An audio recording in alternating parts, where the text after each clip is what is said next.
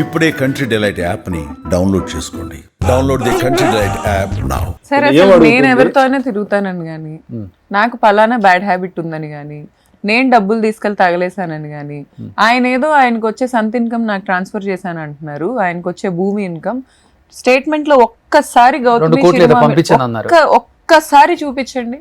20,000 10,000 చూపించండి.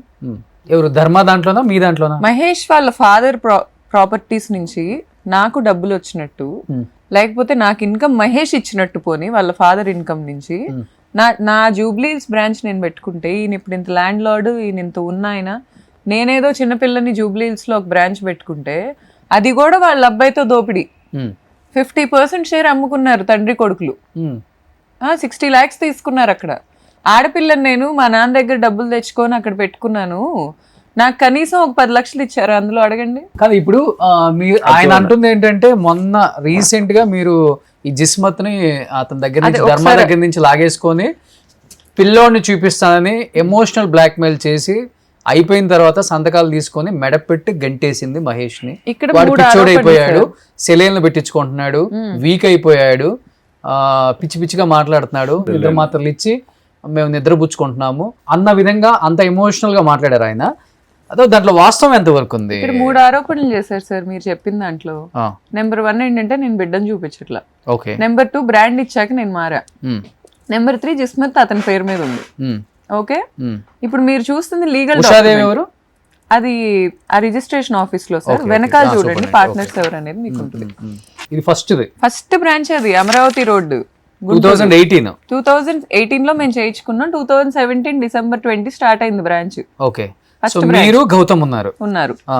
మరి అంటే వీళ్ళు లీగల్ సిస్టమ్ కి అగెనిస్ట్ గా మాట్లాడుతున్నారు. ఇప్పుడు నాకు అర్థం కావట్లేదు. ఓకే సార్, తండ్రికి కొడుక్కి ప్రాబ్లం నాతో కాదు, లీగల్ సిస్టమ్ తో. ఓకే, నా వాయిస్ ని బయట పెడుతున్న మీడియాతో వీళ్ళ ప్రాబ్లం. మరి ఇదే జిస్మత్ తన పేరు మీద ఇప్పుడు ట్రాన్స్ఫర్ అయింది మళ్ళీ. ఇది ఒకసారి ఇది పట్టుకోండి, అది ట్రేడ్ మార్క్. సో ఈయన మాట్లాడుతుంది ట్రేడ్ మార్క్ అనే పాయింట్ గురించి.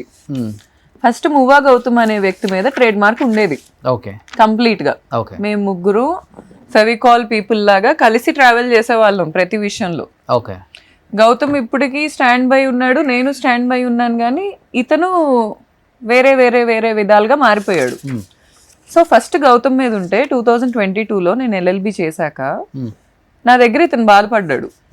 మొత్తం వాడి పేరు మీదే ఉంది గౌతు ట్రేడ్ మార్క్, రేపు మనకి ఏమైనా ఇష్యూ రావచ్చు, అసలు ఇష్యూ సంగతి పక్కన పెడితే నేను ఇప్పుడు సినిమా హీరోగా వెళ్ళాలనుకుంటున్నాను కదా, ఎవరైనా గూగుల్లో కొట్టి చూస్తారు, అందరికి మీడియా పరంగా నువ్వే ఓనర్ అని తెలుసు, నా పేరు కూడా ఎక్కడైనా బయటకు వస్తే బాగుంటది కదా అని అంటే, నేను అన్నాను అసలు ఎందుకు బాధపడుతున్నావు, నువ్వు ఒకటి నేను ఒకటి కాదు కదా, అసలు ట్రేడ్ మార్కే నీ పేరు మీద పెడదాం.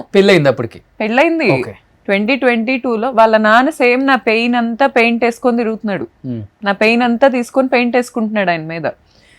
ఈ ట్రేడ్ మార్క్ నీ పేరు మీద పెట్టిద్దాం మహేష్, అప్పుడు నువ్వే ఓనర్, ప్రొపరేటర్, నీకు ఆ ఇమేజ్ వస్తుంది, నీకు కావాల్సిన ఇమేజ్. నేను ఎలాగో కింగ్ లా చూడటం నాకు ఇష్టం, సో నువ్వు అలా ఉండు, నువ్వు ఉంటే నేను ఉన్నట్టే, రేపు మనకు పుట్టే పిల్లలు ఉన్నట్టే, ఏముంది అందులో, నువ్వు నా హస్బెండ్ వి జస్ట్ పార్ట్నర్వి కాదు అనే పాయింట్ లో గుంటూరులో వోక్స్ ఫ్యాంటమ్ అనే ట్రేడ్ మార్క్ ఇన్స్టిట్యూట్ అదే లాయర్ది, సుధీర్ గారు ఆయన పేరు, నేను ఫోన్ చేసి ఇతని పేరు మీద ట్రేడ్ మార్క్ పెట్టించా. గౌతమ్ని అర్జెంట్ గా పిలిపించి, గౌతమ్ నా మాట మీద గౌరవంతో ట్రాన్స్ఫర్ చేసి ఇతనికి ఏముంది మహేష్ పేరు మీద ఉంటే నా పేరు మీద ఉన్నట్టేగా అని బెస్ట్ ఫ్రెండ్ గా అతను అనుకొని మారిస్తే, ట్రేడ్ మార్క్ ఎప్పుడైతే మారిందో ఇంక వీళ్ళు నాన్న ఎంటర్ అయిపోయాడు. ఎలా అయితే ఈ మైనారిటీస్ని బెదిరించి మార్కెట్ లాక్కున్నారో, సేమ్ నన్ను కూడా అదే విధంగా బెదిరించి నా బ్రాండ్ లాక్కోవాలనే గేమ్. ఎప్పుడైనా బెదిరించారు మిమ్మల్ని? సరే, ఆయన నన్ను ఇప్పుడు ఎలా అయితే వచ్చి మీడియాలో మాట్లాడారు, మీడియాలో 100% ఇచ్చాను సార్. అతనికి ఇచ్చాను, వాళ్ళ వైఫ్ కి ఇచ్చాను, వాళ్ళ రిలేటివ్స్ అందరికి ఇచ్చాను, వాళ్ళకి సంబంధించిన ఎవరినైనా ఒక లెవెల్లో చూసాను నేను ఇప్పుడు, అతని ఫ్రెండ్స్ తో సహా, ఎందుకంటే నాకు అతను ఇంపార్టెంట్ కాబట్టి.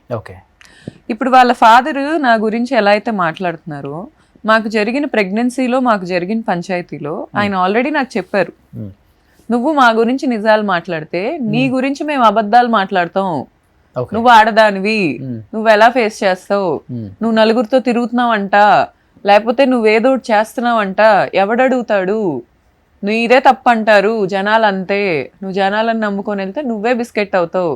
నేను ఇక్కడ జనాలను ఒక్కళ్ళని నమ్ముకొని రాలా, లీగల్ సిస్టమ్ నమ్ముకున్నా, పేపర్ డాక్యుమెంటేషన్ నమ్ముకున్నా. పోలీసులు అంట ఇతన్ని పిలుస్తుంటే రోజుకో స్టేషన్ లో కూర్చోబెడుతున్నారనేది అబద్ధం. 1 వీక్ వాళ్ళు ఇతన్ని ట్రేస్ చేసి ఇతను ముంబై పారిపోయి తర్వాత హైదరాబాద్ వస్తే వాళ్ళు ఎప్పుడో ట్రేస్ చేసి తీసుకొచ్చి కూర్చోబెట్టారు. నాకు తెలీదు, నాకు తెలియదు తీసుకొచ్చినట్టు. అతని మీద ఉన్న కేసెస్ కూడా 14 years రిమాండ్ లో ఉండాల్సిన కేసెస్ విత్ ఎవిడెన్సెస్. పోలీస్ ఎలాంటి ఎవిడెన్సెస్ ఉన్నాయి అంటే మీరు అన్నారు లాస్ట్ టైం కూడా 10% నేను మీడియాకి ఈ రోజు ఇచ్చాను, 90% ఎవిడెన్స్ ఉన్నాయి నా దగ్గర అన్నారు. దాంట్లో ఒక 10% ఎవిడెన్స్ ఈ రీతు చౌదరి వీడియో ఏదో అనుకున్నాను నేను కూడా. డెఫినెట్ గా ఆ రోజు మీరు నేమ్ రివీల్ చేయకపోయినా కానీ నాకు అర్థమైపోయింది కాబట్టి అందరికి అర్థమైపోయింది మీడియాకి కూడా. ఇంకేంటి ఎవిడెన్స్ అంటే వాట్ కైండ్ ఆఫ్ అంటే what type of evidence? Intimate videos ఉన్నాయి, 100% ఉన్నాయి. ఓకే, నేను అది బయట నేను మీకు లాస్ట్ ఇంటర్వ్యూలోనే చెప్పా సార్ నా దగ్గర వాళ్ళ వీడియోస్ ఉన్నాయి. ఫిజికల్ గానే కాదు, అంటే బెడ్రూమ్ లో సీసీ కెమెరా పెట్టారు మీరు? బెడ్రూమ్ లో నేను చిన్న కెమెరా ఫిక్స్ చేశాను. అవునా? చేశా. ఓకే, అంటే ఎవరెవరు వచ్చిపోయే వాళ్ళందరూ? ఎందుకంటే అది నా ఫ్లాట్. ఓకే, రెంటల్ అగ్రిమెంట్ నా పేరు మీద ఉంది. అక్కడ సీసీ కెమెరా పెట్టుకుంటాను, లేకపోతే ఫ్యాన్ బిగించుకుంటాను, లైట్ బిగించుకుంటాను, అది నా ఇష్టం. ఓకే, నేనేమి అంటే బెడ్రూమ్ లో పెట్టాల్సినంత అవసరం ఏమొచ్చింది? ఏదైనా పెట్టుకోవచ్చు మీ ఫ్లాట్. ఇప్పుడు నేను ఇంత న్యాయంగా ఉన్నా కూడా అందరూ కలిసి మిమ్మల్ని అనట్లేదు, అందరూ కలిసి వాళ్ళు లిఫ్ట్ లోనే ఉన్నారుగా.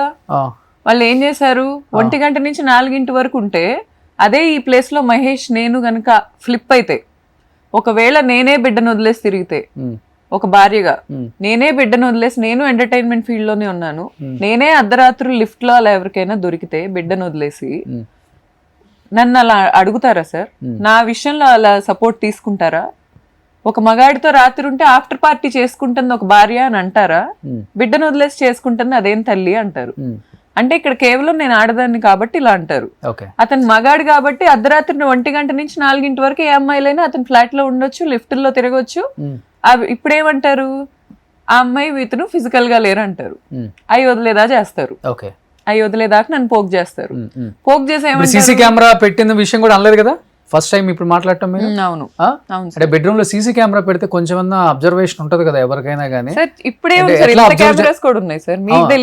తెలుసు, ఓకే, కానీ తెలుసు అంటే ఈజీగా ఐడెంటిఫై అవుతుంది కదా. బెడ్రూమ్ లో ఏముంటది, కబోర్డ్స్ ఉంటాయి, ఒక ఫ్యాన్ ఉంటుంది, ఒక ఏసీ ఉంటుంది. సో మీరు పెట్టడానికి కూడా ఎక్కడ స్కోప్ ఉండదు, ఎక్కడ కూడా మన ప్లేస్ కూడా ఉండదు. ఎక్కడ పెట్టాలన్నా కానీ అర్థమైపోద్ది మనకి.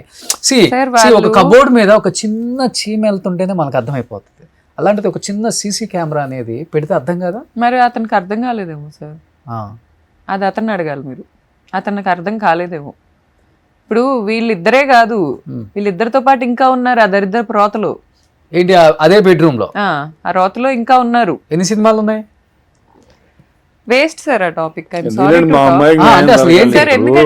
వాస్తవంగా ఇంత బయటకు వచ్చిన తర్వాత తెలియాలి, అది కూడా సమాజం తెలుసుకోవాలి. ఇది అక్కడ దాకా రాకూడదు. అక్కడ దాకా వస్తే చెప్తా సార్.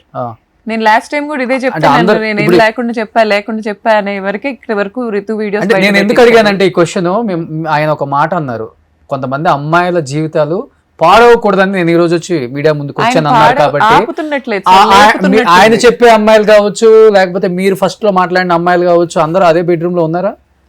ఉన్నారు సార్. ఉన్నారా? సో అయిపోయింది.